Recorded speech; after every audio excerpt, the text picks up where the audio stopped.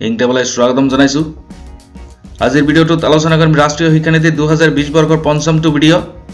আপোনালোকে জানে মই ইতিমধ্যে ৰাষ্ট্ৰীয় শিক্ষানীতি 2020 বৰ্ষৰ ওপৰত এটি সিৰিজ আগবঢ়াবলৈ লৈছো আৰু ইতিমধ্যে মই 4টা ভিডিঅ' ইংটেব চেনেলটোত আপলোড কৰিছো। সেইকেইটা ভিডিঅ' যদি আপোনালোকে এতিয়ালৈকে চোৱা নাই তেতিয়াহ'লে সেইকেইটা ভিডিঅ' প্ৰথমতে চাই লওক আৰু তাৰ পিছতে আজিৰ এই ভিডিঅ'টো আপোনালোকে চাই লওক। সেইকেইটা ভিডিঅ'ৰ লিংক মই ডেছক্ৰিপশ্যনত আগবঢ়াইছোঁ, তাৰ পৰাই আপোনালোকে সেই ভিডিঅ'কেইটা চাই ল'ব পাৰিব। ভিডিঅ'টো আৰম্ভ কৰাৰ আগতে আপোনালোকক অনুৰোধ জনাব বিচাৰিছোঁ, যদিহে আপোনালোকে এতিয়ালৈকে ইংটেব চেনেলটো ছাবস্ক্ৰাইব কৰা নাই তেতিয়াহ'লে চেনেলটো ছাবস্ক্ৰাইব কৰিব আৰু কাষতে থকা বেল আইকনটো ক্লিক কৰি অল নটিফিকেশ্যন অন কৰি দিব।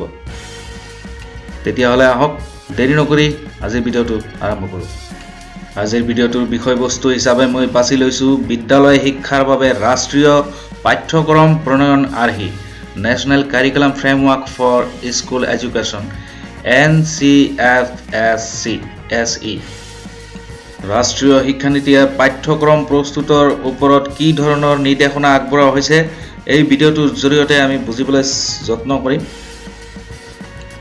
আপোনালোকে জানে ৰাষ্ট্ৰীয় শিক্ষানীতি যেতিয়া প্ৰণয়ন হৈছিল, সেই শিক্ষানীতি প্ৰণয়ন কৰাৰ আগমুহূৰ্তত পাঠ্যক্ৰম প্ৰস্তুতৰ কাৰণে বিভিন্ন দিশৰ পৰা আলোচনা বিলোচনা চলোৱা হৈছিল।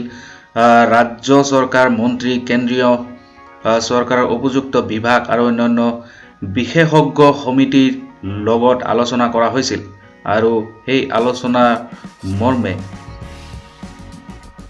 সিদ্ধান্ত হৈছিল ৰাষ্ট্ৰীয় পাঠ্যক্ৰম প্ৰণয়ন আৰ্হি 2020-21 national curriculum framework for school education NCFSE 2020-21 দায়িত্ব SCRTয়ে গ্ৰহণ কৰিব। ভেৰি ইম্পৰ্টেণ্ট কথা এটা ইয়াত কোৱা হৈছে যে এই যিটো ৰাষ্ট্ৰীয় শিক্ষানীতিয়ে প্ৰদান কৰা যিটো পাঠ্যক্ৰমৰ আৰ্হি, এই আৰ্হিটো কিন্তু SCRTৰ হাতত অৰ্পণ কৰা হৈছে। অৰ্থাৎ state council for educational research and ট্ৰেইনিঙে এই পাঠ্যক্ৰম প্ৰণয়নত গুৰুত্বপূৰ্ণ ভূমিকা গ্ৰহণ কৰিব। এই পাঠ্যক্ৰম সকলো আঞ্চলিক ভাষাতেই উপলব্ধ হ'ব। মূল পাঠ্যক্ৰমৰ কথা মনত ৰাখি এই NCFSE নথি প্ৰতি 5 পৰা 10 বছৰত একবাৰকৈ সংশোধন আৰু উন্নীত কৰা হ'ব। আৰু এই সিদ্ধান্ত মতে তেওঁলোকে নিৰ্দেশনা আগবঢ়াইছে যে 5-10 বছৰৰ মূৰে এবাৰকৈ এই পাঠ্যক্ৰম সংশোধন কৰা হ'ব আৰু উন্নীত কৰা হ'ব। এতিয়া পিছৰ পইণ্টটো চাওক, ৰাষ্ট্ৰীয় পাঠ্যক্ৰমৰ সৈতে স্থানীয় বিষয় আৰু উপাদান। আমি আগৰ ভিডিঅ'টোতো পাই আহিছিলোঁ যে পাঠ্যক্ৰমৰ বিষয়বস্তু কিন্তু হ্ৰাস কৰা হ'ব আৰু শিথিলতা অনা হ'ব পাঠ্যক্ৰম প্ৰস্তুতৰ ওপৰত আৰু মুখস্থ বিদ্যাৰ পৰিৱৰ্তে গঠনাত্মক শিক্ষণৰ দিশত গুৰুত্ব প্ৰদান কৰা হ'ব। আৰু কোৱা হৈছে যে অতি প্ৰয়োজনীয় প্ৰধান বিষয় যেনেকুৱা আলোচনা, বিশ্লেষণ, উদাহৰণ আৰু প্ৰয়োগ ৰাষ্ট্ৰীয় স্তৰৰ প্ৰয়োজনীয়তাৰ ওপৰত ভিত্তি কৰি অন্তৰ্ভুক্ত কৰা হ'ব, কিন্তু একে সময়তে সূক্ষ্ম বিৱৰণ বহন কৰা আৰু সহায়কাৰী বুলি অনুভৱ কৰা পাঠ্যবস্তু স্থানীয় বিষয় আৰু প্ৰয়োজনীয়তাৰ আধাৰত অন্তৰ্ভুক্ত কৰা হ'ব। এনেকি স্কুলৰ বা বিদ্যালয়ৰ শিক্ষকেও ৰাষ্ট্ৰীয় আৰু স্থানীয় বিষয় থকা পাঠ্যপুথিৰ মাজৰ পৰা পাঠ্যপুথি পচন্দ কৰিব পাৰিব আৰু তেওঁলোকে ছাত্ৰ ছাত্ৰীসকলক শিকাব পাৰিব, যদিহে তেওঁলোকে অনুভৱ কৰে যে তেওঁলোকে শিক্ষণ কাৰ্য আৰু বেছি সহজ সৰল আৰু সমাজৰ বাবে প্ৰয়োজন বুলি তেওঁলোকে অনুভৱ কৰে। তেনে ক্ষেত্ৰত শিক্ষক শিক্ষয়িত্ৰীসকলেও কিন্তু এই পাৰ্ট বাছনি কৰি তেওঁলোকে চিলেবাছ হিচাপে পঢ়াব পাৰিব। কিন্তু এটা কথা ইয়াত উল্লেখ কৰা হৈছে যে ছাত্ৰ ছাত্ৰীসকলক বিনামূলীয়া পাঠ্যপুথি প্ৰদান কৰা হ'ব নে নাই। কিন্তু ইয়াত কোৱা হৈছে যে পাঠ্যপুথিৰ খৰচ যাতে ছাত্ৰ ছাত্ৰীৰ বাবে বোজা হৈ নপৰে, তাৰ বাবে প্ৰকাশ বা ছপা খৰচক ধৰি ছাত্ৰ ছাত্ৰী আৰু শিক্ষণ প্ৰক্ৰিয়াৰ বাবে ইয়াৰ মূল্য নিম্নতম হিচাপত ধাৰ্য কৰা হ'ব। SCRTৰ সহযোগত NCRTয়ে উচ্চ মানসম্পন্ন পাঠ্যপুথি প্ৰস্তুত কৰিব। ৰাজ্য চৰকাৰে স্থানীয় প্ৰয়োজনীয় পাঠ বা স্থানীয় যি সমৃদ্ধি বা হেৰিটেজ আছে সেইবিলাক উল্লেখ কৰি নিজৰ মতে নিজৰ মতে পাঠ্যক্ৰম প্ৰস্তুত কৰি উলিয়াব পাৰিব।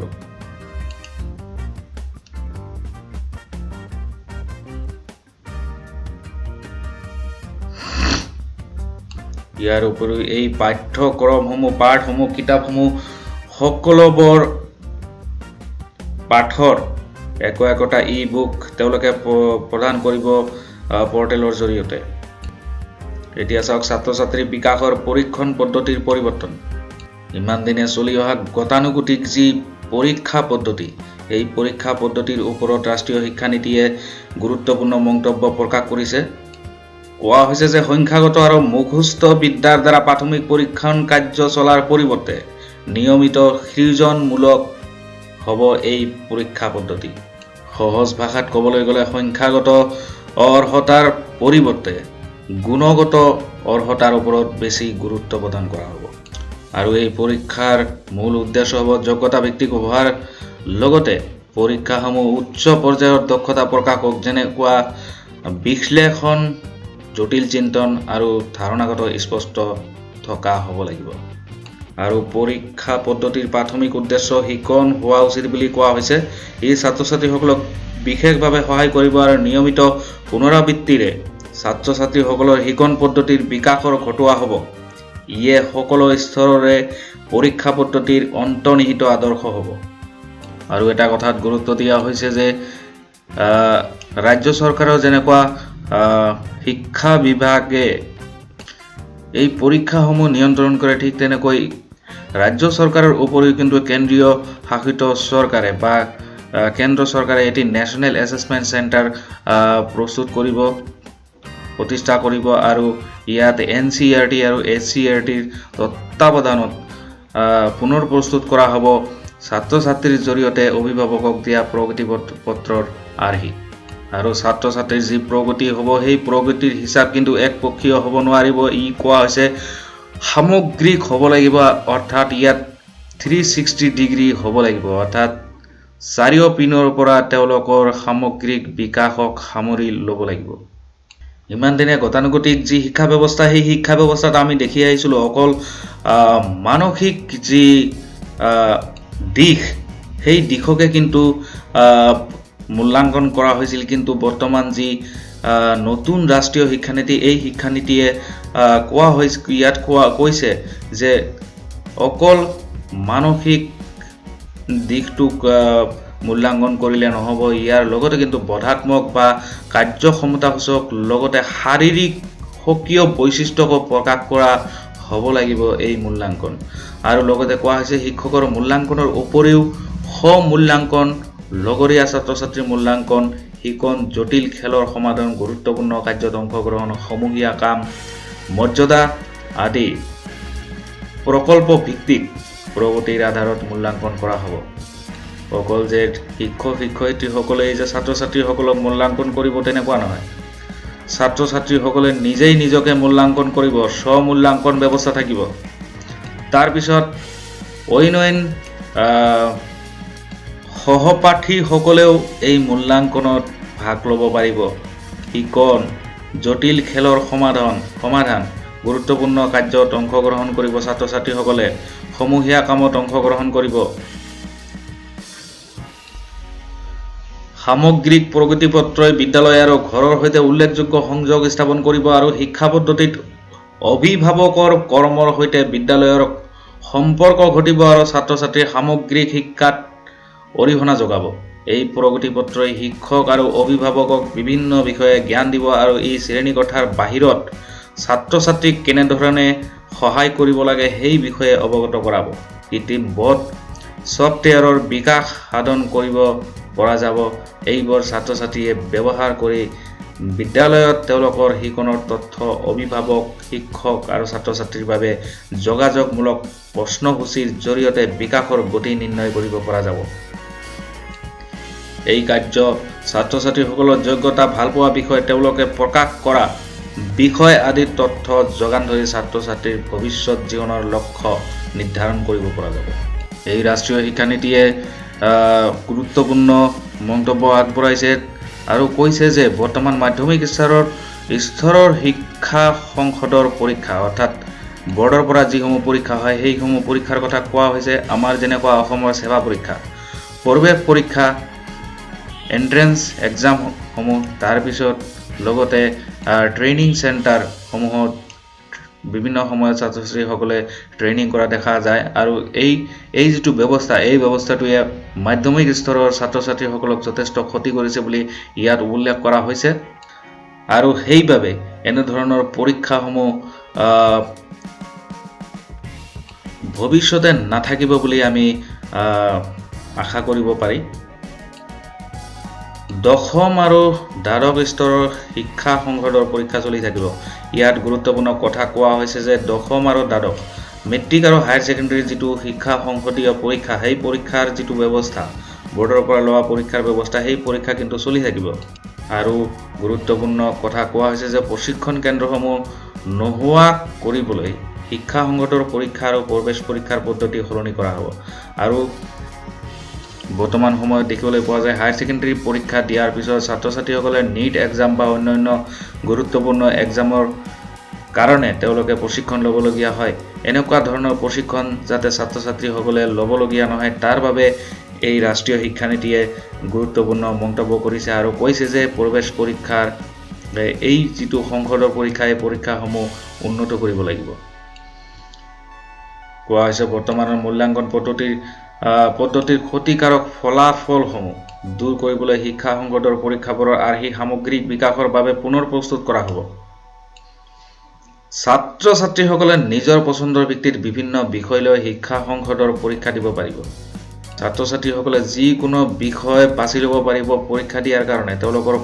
তেওঁলোকে যিটো বিষয় ভাল পায় সেই বিষয়টো বাছনি কৰি লৈ তেওঁলোকে পৰীক্ষা দিব পাৰিব সংসদৰ পৰীক্ষা আৰু শিক্ষা সংসদৰ পৰীক্ষাসমূহ আগৰ তুলনাত বহুত গুণে সহজ কৰা হ'ব আৰু সহজ কেনেকৈ হ'ব চাওক। ইয়াৰ অৰ্থ হ'ল ইয়াত কোৱা হৈছে তেওঁলোকে মাহ ধৰি প্ৰশিক্ষণ লোৱাতকৈ তেওঁলোকৰ প্ৰাথমিক আৰু প্ৰধান যোগ্যতাসমূহ পৰীক্ষা কৰা হ'ব।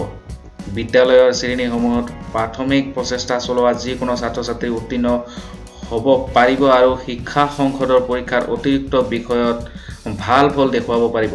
শিক্ষা সংসদৰ উচ্চ স্তৰৰ পৰীক্ষা আঁতৰোৱা হ'ব।